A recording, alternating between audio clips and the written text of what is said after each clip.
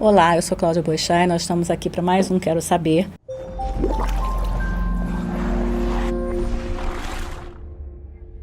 Com a doutora Lívia Pereira Nunes e com a, que é médica, neuropsiquiatra, e com a Jeane Fonseca, que é psicopedagoga e educadora física.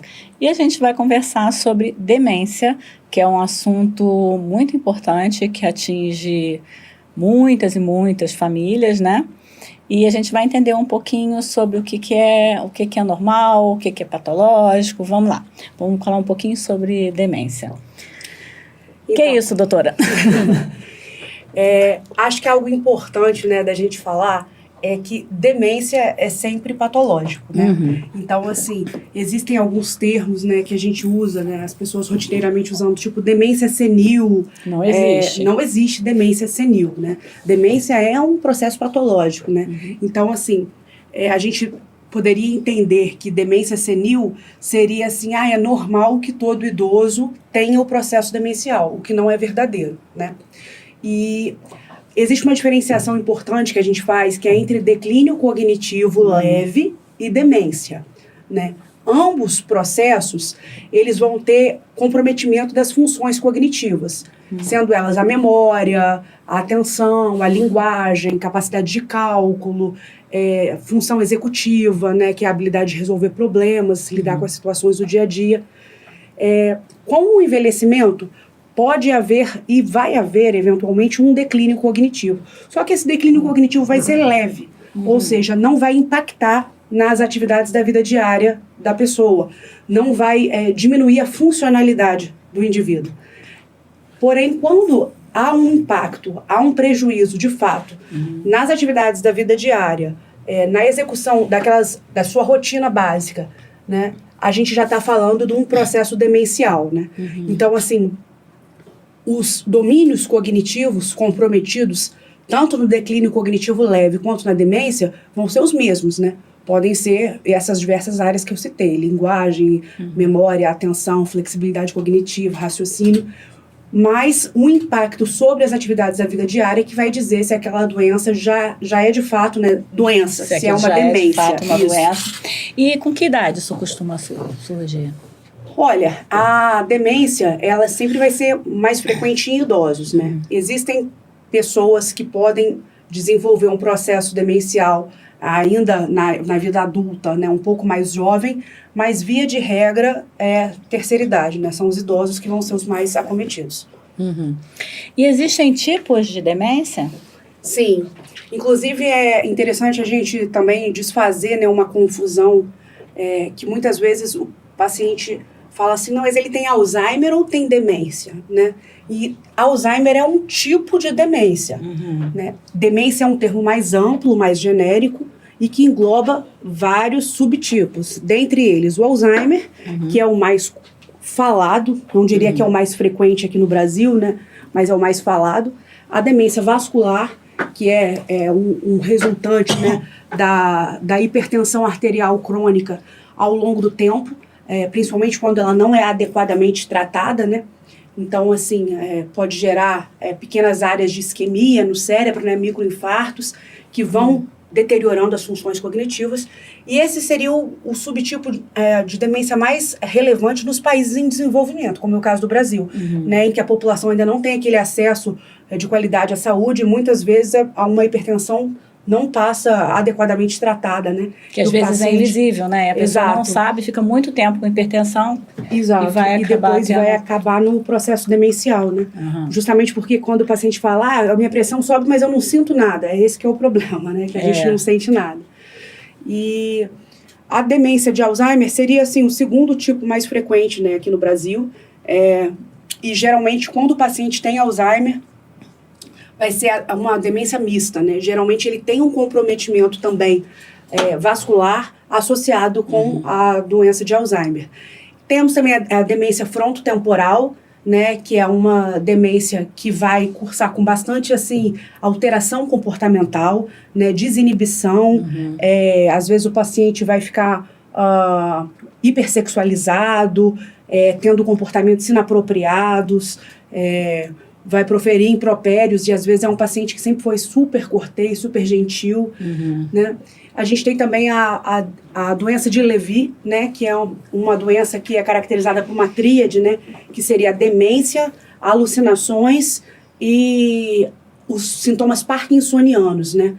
Aqueles sintomas de lentificação na execução dos movimentos, que é a bradicinesia, a rigidez, os tremores, né, podem estar presentes ou não. E aí é o paciente que ele vai ter esse quadro demencial. E a gente tem também a demência na doença de Parkinson, por exemplo, que já é um quadro em que o aparecimento da demência é bem mais tardio ao surgimento dos sintomas motores. Né? Então, é diferente da doença de Levy, em que aquela tríade de alucinações, demência e parkinsonismo acontecem mais ou menos ao mesmo tempo, né? É diferente. E a gente tem outras demências mais raras, como demências por doenças priônicas, né? Por exemplo, aquela doença da vaca louca, né? Que é a doença de Creutzfeldt-Jakob, que é uma causa de demência, né? Mas bem menos frequente, bem menos comum na nossa prática. Então, agora vamos falar um pouquinho sobre prevenção. O que a gente pode fazer para prevenir demência? Então, curiosamente, assim, a medida mais acertada, né, na prevenção da demência, a que está mais bem estabelecido o nexo de relação, é a prática de atividade física. Né? Então, assim, o exercício físico regular, frequente, né, aquilo que, de acordo com o que a Organização Mundial da Saúde fala, né, 150 minutos de exercício físico por semana, né, que pode ser divididos em 30 minutos em 5 dias ou 50 minutos em 3 dias, enfim, já seria o suficiente para poder conseguir os benefícios da atividade física. A atividade física é, sem dúvida, o mais importante para poder preservar a parte cognitiva, para poder ajudar a neuroplasticidade neuronal, né, e o bem-estar e a qualidade de vida, né, do paciente. Fora isso, tem também as questões, né, da aquisição de saberes. Né? Quanto mais a gente constrói uma reserva cognitiva ao longo da vida, quanto mais conhecimento a gente adquire, seja porque fez faculdade, aprendeu um novo idioma, aprendeu a tocar instrumento musical, sabe costurar, sabe bordar, tem habilidade de fazer várias receitas culinárias diferentes, tudo isso daí envolve, né, ativação neuronal, sinapse, né? São novas sinapses que vão surgindo. Então, quanto mais sinapses a gente vai tendo ao longo da vida, quanto mais a gente vai adquirindo conhecimentos, né, mais a gente está aumentando a nossa reserva cognitiva e menor a probabilidade da gente sofrer com o impacto de uma síndrome demencial que possa surgir no futuro. Isso assim na prática, né, Jane? A Jane tem uma experiência bacana com isso, né? Com o trabalho com os idosos, prevenindo, né? Fala um pouquinho pra gente. Eu trabalho com prevenção, né? E trabalho também de forma preventiva e terapêutica. A de forma preventiva, que é o declínio cognitivo, quando chega para mim, né? Então, a gente tem um resultado muito bacana, porque a gente trabalha com estimulação cognitiva, né, onde entra atenção, concentração, memória, raciocínio. E a parte da atividade física, hoje eu faço uma modalidade no mestrado e falou sobre a atividade física, que ela reduz quase 50%. Né, em relação a você ter o Alzheimer. Então, quando você... E por eu ser educadora física, eu também consigo trabalhar nas minhas terapias alongamento, coordenação motora grossa, eu trabalho coordenação motora fina, porque uns também perdem, né, um pouco dessa coordenação da escrita. Eu atendi uma paciente que ela não conseguia nem escrever. E, assim, com a atividade, hoje ela voltou a escrever. Então, tudo que envolve a parte cognitiva, parte cerebral, porque a psicopedagogia está relacionada internamente com a aprendizagem. Então, tudo que envolve a parte cognitiva é quando a gente entra com a parte terapêutica de estimulação. Estimular novas aprendizagens. Isso, né? Porque existe a neuroplasticidade, né? Então, é a forma que eu tenho de fazer uma adaptação daquele momento. Então, assim, vamos pensar num casal de idosos, né? A atividade física é aqueles 150 minutos, né? Que a gente já sabe, semanais, que aí vão fazer uma caminhada de meia hora todo dia, né? A gente fazer essas atividades e, além disso, tá aprendendo, se fazer cursos, porque muitos desses programas para terceira idade são muito legais, né? Que eles pegam computador, né? Que a gente né? Vai chegando uma idade, a criança já nasce sabendo isso tudo, né? Nessa fase da transição tem que estudar. Ler livro, né? Tá sempre lendo, é muito bom, estudando, né? Sim. Essas coisas são muito importantes, né? E além disso, quando a gente já está num quadro demencial, como que seria essa abordagem terapêutica com os pacientes? Então, um quadro demencial instalado, né, quando já ainda é uma demência leve, ainda tem alguma reserva cognitiva, ainda vai ter benefício da terapia de estimulação cognitiva, por exemplo. Né? Ou seja, você ainda vai ter ali os efeitos benéficos, né, da neuroplasticidade, para poder ajudar, né, na formação de novas vias, né, de conexão nervosa, né, novas vias de associação, para que o paciente possa ter esses benefícios, né? E assim, isso que você falou sobre a leitura, né? A leitura é algo importantíssimo, né, em qualquer fase da vida, né? O aumento do repertório cultural, né? Que vai construir uma reserva cognitiva que seja eficiente para te preservar de futuras pequenas falhas que podem acontecer, né, na memória, na atenção. Quando o paciente já está com uma demência moderada, né, mais, né, instalada, ou uma demência avançada, aí realmente já não vai ter tanto benefício, né, da terapia de estimulação cognitiva, até porque em determinado momento até mesmo a vida de relação, né, do indivíduo já fica mais comprometida, né? É comum que o paciente com demência fique mais embotado afetivamente, mais apático, com mais distanciamento social, mais isolado, pela diminuição na velocidade de raciocínio. É difícil para ele acompanhar as conversas, acompanhar o cotidiano do que está acontecendo na casa, né, no local onde ele vive. Então, isso tudo vai fazer, assim, com que tenha certas limitações. Mas, mesmo assim, a gente tem que tentar estimular ao máximo.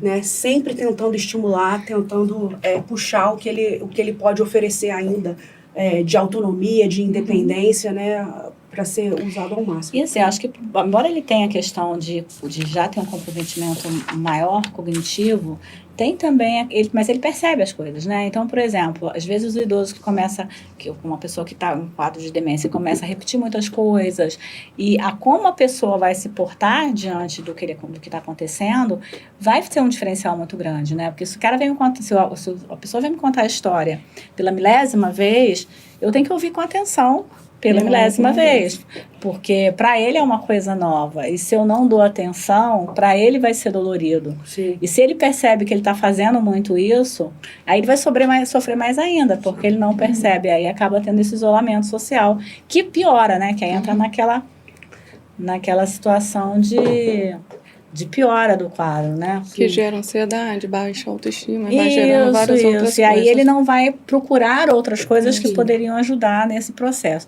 Tem uma outra situação que é comum as pessoas mais idosas falarem, que depois de uma certa idade eles têm uma liberdade poética, eles podem falar e às vezes perdem um pouquinho o freio. Isso não tem a ver com demência, né? Isso assim, com o processo do envelhecimento, às vezes acontece mesmo uma certa frontalização, né? O indivíduo fica mais desinibido, né? Falei mesmo, tinha que falar, falei, e eu tenho idade para isso, e agora eu falo o que eu quiser, né? Não necessariamente isso está associado a um processo demencial. Claro que na demência, essa desinibição, essa alteração do comportamento, a inadequação social vai ser muito mais acentuada, né? Não vai ser só falei porque tinha que falar uma verdade, vai ser uma coisa bem inapropriada. Exato, inapropriada seria o termo, né? Então, assim, é diferente, né? E o que vocês falaram também sobre a questão de quando o idoso te conta 1000 vezes a mesma história, você tem que ter a mesma presteza, a mesma atenção para escutar. Isso é muito interessante, assim, porque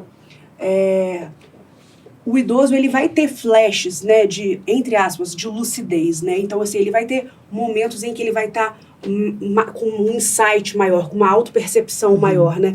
Então, assim, Se o familiar, se o filho, o neto falam assim, poxa, mas você já falou isso 1000 vezes, não aguento mais, está perguntando de novo a mesma coisa, presta atenção, tenta lembrar, puxa da memória.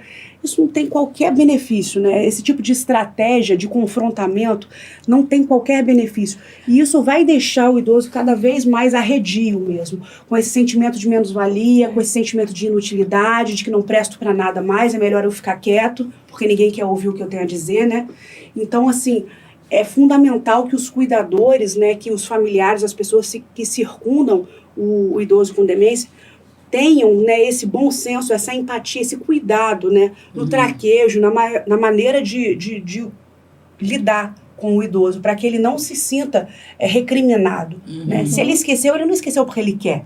Ele não perguntou 10 vezes a mesma coisa porque ele quer. Ele está com uma dificuldade, é uma doença, né? É um processo de adoecimento, e a gente tem que ter esse respeito, né? E existe uma relação da demência com memória recente, memória antiga?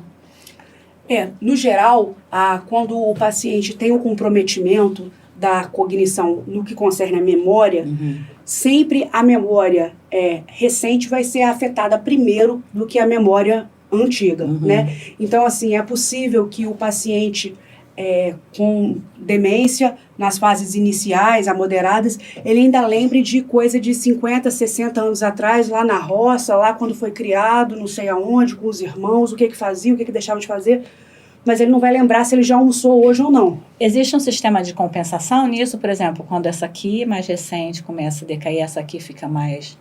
Ou isso é só, só pela comparação? É só porque parece que a anterior está muito preservada pela desproporção da recente não estar. Né? Não é que tem uma potencialização da memória remota. A memória remota ela vai continuar preservada por um tempo, mas com o passar do tempo ela também vai ser acometida. Tá, ela só vai depois, e aí essa discrepância que chama mais atenção, né? E pensando agora na parte no nosso dia a dia, as coisas que a gente pode fazer, né, Jane, para prevenir isso. Que tipo de atividades, assim, além da atividade física, né? Por que a gente, assim, nem todo mundo vai procurar um psicopedagogo, um profissional para começar uma prevenção, as coisas que a gente pode fazer, além da leitura, da atividade física, que outras atividades a gente pode usar, assim? Geralmente, assim, na terapia eu uso, são jogos simples, baratos, né, que você também pode fazer em casa, que é um dominó, a dama, o uno também, ele te ajuda muito em questões de organização, de pensamento, de atenção, de concentração, porque ele tem toda uma regra. Eu gosto muito de trabalhar os dois hemisférios, os dois lados do cérebro, lado direito e esquerdo, na hora que você vai fazer um desenho com as duas mãos. Gosto também, eu uso muito também... soleta seu nome de trás para frente. Então, eu uso muito essas coisas porque também, né, força bastante a questão da memória. E, assim, eles gostam muito de músicas. Eu trabalho muito música também. Complete a música do tempo deles, né, da memória, né, mais de longo prazo. Eles gostam muito de música, eu também trabalho com fotografia, né, e tudo que faz eles forçarem mais a parte cognitiva, eu uso e sempre de forma bem dinâmica. E quando eu vejo que está gerando uma ansiedade, alguma coisa, eu tento mudar, então eu vou dando alguma dica para não gerar eu não consigo, eu não sou capaz. Sim. E eles gostam muito de trabalhar de atendimento em grupo. É como se, assim, eu não estou sozinha, existem pessoas que estão no mesmo... Porque até eles acabam ficando um pouco isolados, Isso. né? Porque acabam manias, né? Com aquelas coisas, né? Da idade, e aí, né? Não da idade, mas assim, né? As pessoas vão, né? Tendo sua rotina e as coisas vão mudando tanto que eles vão, né? Se prevenindo, assim, de certa forma, né? E aí ficam com uma rotina muito rígida.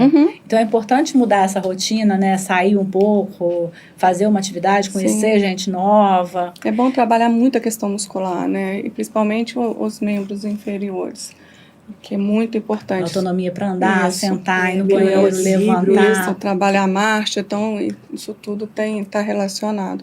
Braço também, aquela coisa da compensação, né? Que você acaba, normalmente as pessoas que até têm alguma coisa respiratória, você tendo melhor força de braço, né, em bíceps, tríceps mesmo, para você continuar nas atividades Na diárias. questão até mesmo Porque de às vezes a levantar. gente vê um idoso que não fez atividade física a vida toda, né? Sim. Que não são tantos, né? Eu disse, Existe quando eu uma- lanço uns desafios, eu falo assim, ó, essa semana você vai escovar dente com a outra mão.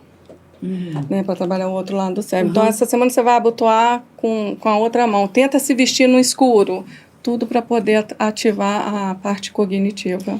Isso aí é o tipo de coisa que as pessoas podem fazer em casa. normalmente, independente, né? Ter esses desafios. Sair da zona de conforto, né? Isso aí. Fazer caminhos diferentes para o trabalho, né? Exato. Pegar outros caminhos. Não só uma questão de segurança, né? Mas, né? Para você não ficar tão automático, né? Sair Exato. dessa coisa muito, muito automática. E em relação, vamos voltar um pouquinho à questão de tratamento, não existe nenhum medicamento específico, né? Existem medicamentos específicos, que são os anticolinesterásicos, tá? Que são os medicamentos que vão aumentar a quantidade de acetilcolina na fenda sináptica.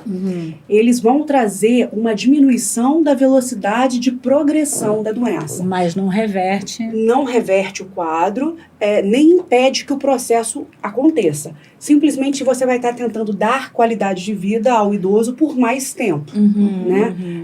Mas, claro, isso na prática clínica tem uma importância enorme, né? Até porque, assim, claro, a resposta individual vai ser variada, mas tem pacientes que, depois da introdução da medicação, eles têm uma mudança, assim, um up muito gritante, né? E conseguem manter a sua autonomia, a sua independência por mais tempo, né? Já, assim, em fases mais avançadas da demência, a gente também tem uma outro tipo de medicação, que é a memantina, que pode ser usada também para ajudar também nas partes de alterações comportamentais. A memantina pode ser preventiva, não? Não, preventiva não. Ela é só para demência moderada pra- a grave, né? Geralmente é mais para demência mais grave. Tem Mais alguma grave. coisa, algum suplemento, alguma coisa que possa ser feita para prevenir? Olha, uma coisa interessante você perguntar, porque assim, existem as causas de demência reversíveis, né? Que são, por exemplo, fruto do hipotireoidismo, uma deficiência de vitamina B12, deficiência de ácido fólico, né? Então, assim, não é que você suplementar vá prevenir que você venha a ter um transtorno. Mas, às vezes, é fruto de uma deficiência de uma vitamina, como o ácido fólico e a B12, pode estar mascarando aí um quadro que parece ser uma demência, um quadro de comprometimento cognitivo, e que, na verdade, é simplesmente carencial, né? A própria hipertensão, né? Se ela for tratada, você pode evitar um quadro de vascular. De demência vascular, exato. Se você tratar a hipertensão. Exato. É uma forma de evitar também a demência, pensando na demência vascular, seria o tratamento correto da hipertensão, o manejo da hipertensão arterial. Além disso, é importante a gente pensar também que a depressão é uma causa, um fator confundidor, né? Um diagnóstico diferencial também de o que a gente chama de pseudodemência, né? O paciente parece estar com demência, mas não está. Na verdade, ele está muito deprimido. Ele não está querendo falar com Ele ninguém. não está querendo falar, ele está embotado, ele está apático, né? Então, muitas Aí vezes que às não vezes demência. no idoso, as pessoas já pensam que é uma Sim. questão... Sim. Tanto é que para a gente dar o diagnóstico de demência, primeiro a gente tem que tratar a depressão. Então, depois de tratada de maneira eficaz, né, a depressão, a gente pode reavaliar a parte cognitiva, né, com os testes, né, mini exame de estado mental, MOCA, vários instrumentos de rastreio que a gente tem cognitivo, para poder quantificar também essa perda cognitiva. Então, assim, eu acho que o principal é a gente saber que isso é uma doença, né? A demência é um processo, né? Não é um processo natural, fisiológico, é um caso de doença e precisa ser tratado, mas que pode ser prevenido. Em alguns casos, se for consequência de uma deficiência, pode ser reversível. reversível. Em outros casos, normalmente não é reversível. Você vai impedir o que ela... Vai diminuir a velocidade de progressão, os danos, né? Controlar os danos. Né? Isso. Vocês querem colocar mais alguma coisa para a gente encerrar? Eu queria falar que eu acho muito interessante também sobre a terapia de estimulação cognitiva, a parte da socialização. Como ela disse, né? é muito interessante porque o idoso, ele já não trabalha mais. Ele não vai à faculdade normalmente. Então, assim, ele não tem um grupo social ao qual ele se sinta bem, se sinta incluído, se sinta inserido, né? E ali na terapia de estimulação cognitiva, se ele fizer um acompanhamento semanal, por exemplo, ele vai ter um entrosamento com aquele grupinho de pessoas que estão na mesma faixa etária, vivendo os mesmos tipos de dilemas que ele, né? Os mesmos tipos de enfrentamentos. Então, assim, essa parte social é importantíssima, né, para haver também um fortalecimento da cognição, né? A parte da socialização é fundamental. Uma coisa... Assim, o meu recado é: cuida daquele que sempre cuidou de você, né? Não coloque num cantinho e planeje o seu futuro no presente, que é através de atividade física, estimulação, uma alimentação saudável. Alimentação também, né? Ter uma boa qualidade de vida, isso é importantíssimo. Então é isso. É um prazer enorme tê-las aqui. É um assunto que é muito importante, que, né? Assim, importante as pessoas, principalmente que convivem, né, com as pessoas que estão em quadro de demência, que precisam ser esse suporte, ter paciência, calma, né?